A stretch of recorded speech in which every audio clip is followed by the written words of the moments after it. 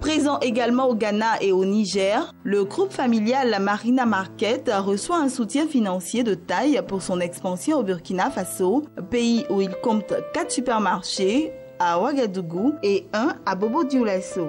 En effet, IFC, institution spécialisée du groupe de la Banque mondiale en charge du secteur privé, a annoncé sa décision de lui apporter un financement visant à appuyer les ambitions de développement et les opérations du groupe.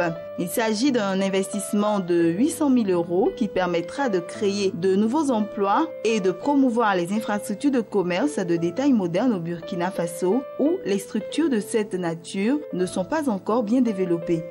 Les marchés des biens de consommation connaissent une croissance rapide au Burkina Faso.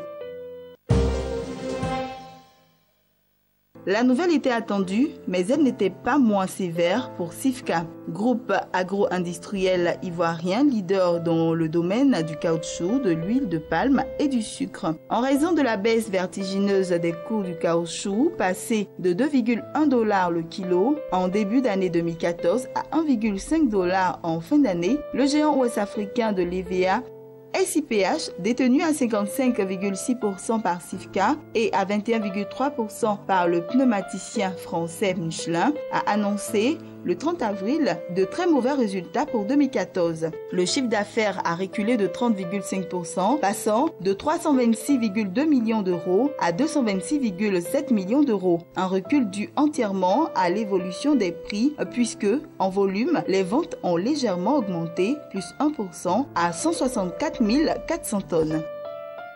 Le Cameroun Railway, filiale du groupe Bolloré, renforce sa flotte. La compagnie de chemin de fer a réceptionné 2 nouvelles locomotives CC 3300 d'une valeur de 3 milliards de francs CFA, capables de tracter 1500 tonnes de marchandises. Ces locomotives font partie d'un premier lot de 8 engins attendus cette année. D'un montant total de 12 milliards de francs CFA, ces acquisitions font partie des 22 milliards de francs CFA que la filiale de Bolloré entend investir cette année.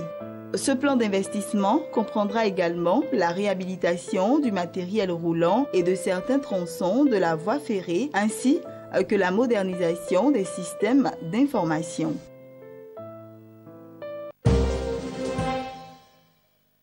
Le Fonds monétaire international FMI et la Banque mondiale ont annoncé avoir approuvé un allègement de la dette du Tchad de 1,1 milliard de $. L'allègement de la dette accordée au titre de l'initiative PPTE pour tous les créanciers du Tchad était estimé à 170,1 millions de $ en valeur actuelle de fin 2000. L'allègement de la dette accordée par le FMI atteindrait 18 millions de $ et celui accordé par l'IDA 68,1 millions de $. Après avoir atteint le point d'achèvement PPTE, le Tchad devient aussi admissible à une réduction du service nominal de la dette de la part de l'IDAE 509 millions de $, et du Fonds africain de développement 236 millions de $ au titre de l'IADM.